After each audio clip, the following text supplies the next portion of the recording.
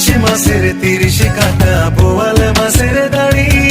সাথে নেব কাতল পাঙ্গাস যাব শ্বশুর বাড়ি যাব শ্বশুর বাড়ি পহেলা শীতে বিয়া করতে গরুর গাড়ি লয়া জামাই সাজায় আইমু আমি থাকবি বউ সাজিয়া থাকবি বউ সাজিয়া গঙ্গে আইলো নয়া পানি আষাঢ় শ্রাবণ মাসে ভাদ্র মাসে তাও পাকিল সখী নাই রে পাশে সখী নাই রে পাশে